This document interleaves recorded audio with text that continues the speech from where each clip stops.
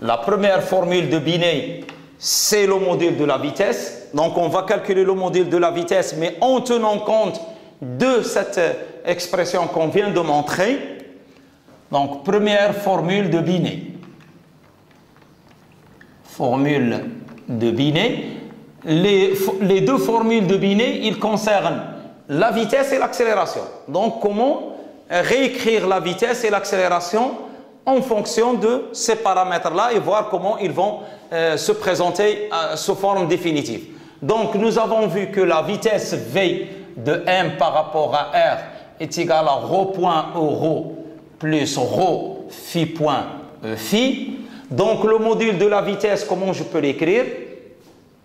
Bon, bien sûr, avec le module V est égal à racine carrée de ρ point au carré plus ρ carré phi point au carré. D'accord? Bon, maintenant, comment je peux exprimer ρ point et ρ phi point en fonction des nouveaux paramètres qui viennent d'apparaître? Donc, comment je peux écrire ρ point? Ρ point, c'est dρ sur dt. Et dρ sur dt, donc je peux l'écrire en posant un changement de variable. U est égal à 1 sur ρ. Donc ça, c'est l'astuce de calcul. On pose U est égal à 1 sur ρ. Pourquoi? Parce que ces mouvements, ils se présentent proportionnels en 1 sur ρ à la puissance n, 1 sur ρ carré, 1 sur ρ 3. C'est pour cela on a pensé à introduire cette astuce de calcul, c'est-à-dire un changement de variable U est égal à 1 sur ρ pour, au lieu d'avoir des diamètres, donc des dénominateurs, des exposants en dénominateur, donc on peut les avoir en numérateur. Tout simplement, au lieu de 1 sur ρ, on la remplace par U. Donc, c'est pour simplifier les calculs. Donc, avec cette nouvelle variable, donc comment je peux faire? Donc, je peux écrire que c'est dρ sur du fois du sur dφ et fois dφ sur dt. Donc, je décompose par rapport à trois variables, comme si j'ai rien fait, parce qu'en simplifiant, donc je retrouve dρ sur dt. Et dρ sur du, à quoi est égal? Donc, c'est très simple. Donc, c'est moins 1 sur u au carré. Parce que si je dérive du sur dt, moins 1 sur ρ carré. Donc, du sur dρ, c'est moins 1 sur ρ carré. Donc, c'est moins 1 sur u au carré. Donc, fois du sur dφ, donc je la laisse comme ça. Parce que je ne connais pas la variation de ρ phi. Donc, je laisse du sur dφ. Fois dφ sur dt, eh bien, je remplace par phi point. dφ sur dt, c'est phi point. Donc, qu'est-ce que j'obtiens? C'est moins phi point sur ρ carré du sur dφ. Donc, je laisse. Et or, phi point, à quoi est égal? Or, phi point, d'après l'expression qu'on avait vue, donc c'est c sur ρ carré. Parce qu'on a montré que ρ carré phi point est égal à une constante. N'oublions pas que ρ carré phi point est égal à une constante. On vient de le montrer tout à l'heure. Ce qui fait que phi point est égal à c sur ρ carré, qui est égal à c fois u au carré. Donc ceci, en combinant les deux, il me donne ρ point est égal à moins phi point. Donc, en remplaçant phi point par sa valeur, donc c'est moins c du sur dφ. Donc, je retrouve que ρ point est égal à moins c du sur dφ. Maintenant, je vais chercher ρ phi point. Donc, à quoi est égal ρ phi point? Eh bien, donc, de la même façon, donc, est égal à 1 sur u, donc je remplace ρ par 1 sur u, et phi point, je viens de le montrer, donc j'ai phi point est égal à c u au carré, donc ce qui implique que ρ phi point, à quoi est égal à c u. Donc, maintenant j'ai les deux expressions, donc j'introduis dans la forme de la vitesse. Donc V de M par rapport à R est égal à ρ point euro, et ρ point la voilà, donc son expression, donc c'est moins C du sur d phi euro plus, et l'autre c'est ρ phi point E phi, et ρ phi point, donc c'est CU E phi. Voilà. Donc voilà l'expression de la vitesse. Et par conséquent, donc, je peux maintenant déterminer son module,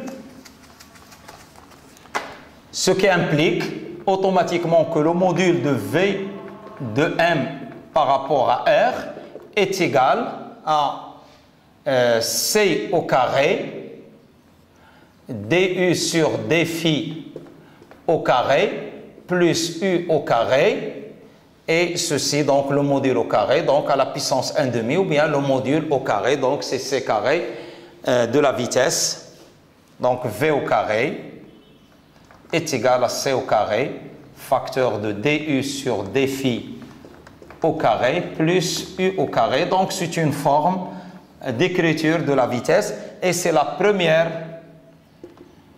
loi de Binet. Donc, il concerne la vitesse en quantité vectorielle et aussi le module de V.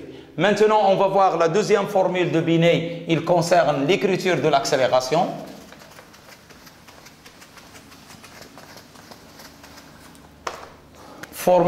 Deuxième formule de Binet. Voilà. Donc, cette loi, elle concerne l'accélération. Donc, si je calcule, on a V de M par rapport à R est égal à ρ point euro plus ρ phi point E phi. Donc, à quoi est égal gamma? Donc, gamma de M par rapport à R, si je calcule, je fais le calcul, parce que ce calcul, on l'avait fait. Donc, c'est ρ seconde moins ρ phi point au carré porté par euro plus ρ point de ρ point phi point plus ρ phi seconde euro. Voilà. Donc plus ρ phi seconde, E phi, pardon, E phi. Or, nous avons vu que gamma, avec ce terme-là, donc, or ce terme-là, donc à quoi est égal? Normalement, ce terme-là, je dois le trouver nul. Pourquoi? Parce que si j'applique le PFD, en appliquant le PFD, en appliquant le principe fondamental de la dynamique à ce type de mouvement, donc qu'est-ce qu'on a? On a sigma des forces est égal à M, gamma de M par rapport à R. Or, on avait dit que c'est un type de mouvement où la seule force qui est appliquée est une force centrale. Donc, c'est F est égal à M, gamma rho, rho, plus gamma phi, E phi. Donc, bien sûr, pour ne pas écrire ceci, donc c'est gamma rho et ça c'est gamma phi. Avec F parallèle avec rho, ce qui implique que M gamma phi est égal à 0. Ce qui implique que gamma phi est égal à 0. Pourquoi? Parce que la force, elle est portée uniquement par le vecteur ρ. Donc, ce qui me donne gamma phi est égal à 0, c'est-à-dire 2 ρ point phi point plus ρ phi seconde est égal à 0. Ce terme-là est égal à 0. Mais ceci, je peux le retrouver facilement, très simple. Soit qu'en appliquant le PFD, donc ici j'insiste à appliquer le PFD pour balayer tous les théorèmes qu'on avait vus, soit que je peux le calculer directement en réexaminant l'expression qu'on avait trouvée. Donc, lorsqu'on avait trouvé, or, on a trouvé ρ rho carré phi point est égal à 0, est égal à une constante, pardon. On avait trouvé ceci, c'est la loi des airs. Ce qui implique, si je dérive ceci, donc 2 rho, rho point phi point, plus rho carré phi seconde est égal à 0. Ce qui implique, en mettant rho en facteur, donc rho facteur de rho point phi point, plus rho phi seconde est égal à 0. Or, ce terme-là, c'est gamma rho. Ce terme-là, c'est gamma phi, pardon, c'est gamma phi.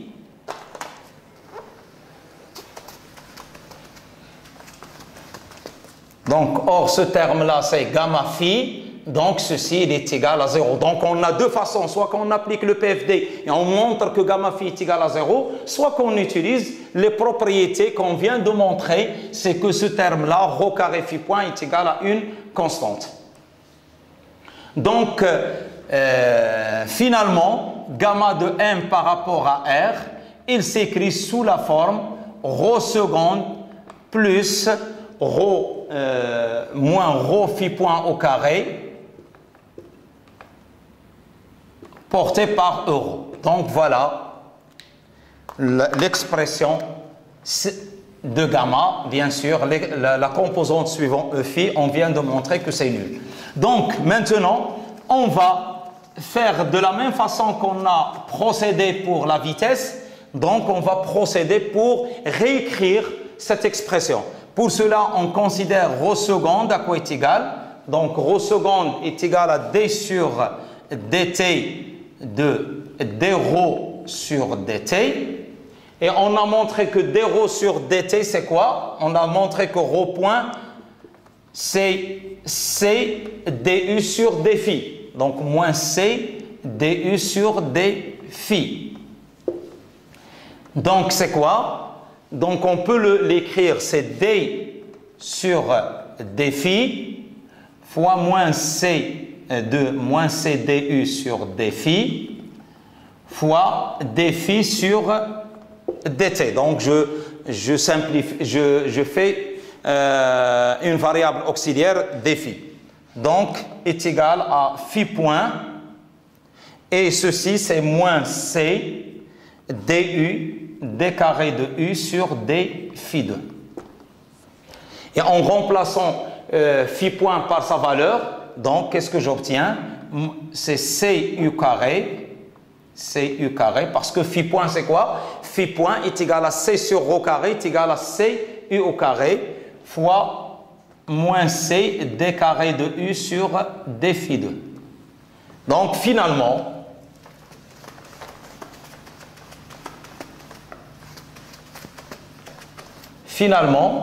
on trouve rho seconde est égal à moins c carré u au carré du d carré de u sur d phi 2, que je peux écrire aussi moins c carré u au carré u seconde de phi. U seconde de phi. Dérivée seconde de u. Voilà. Qu'est-ce qu'il me reste à déterminer? C'est rho phi point au carré. Rho phi point au carré. C'est quoi? Donc, il est égal à 1 sur rho qui multiplie rho carré phi point au carré. Et ceci, donc, est égal à 1 sur rho, donc 1 sur u, ou bien je vais écrire que c'est rho et je remplace phi point par sa valeur. Donc phi point, comment je peux la déterminer? C'est c sur rho, c sur rho carré, voilà, au carré, parce qu'on a rho carré phi point est égal à c, c'est-à-dire phi point est égal à c sur rho carré. Donc voilà, qui est égal rho fois c au carré sur rho à la puissance 4, qui est égal à c au carré sur rho à la puissance 3. Donc,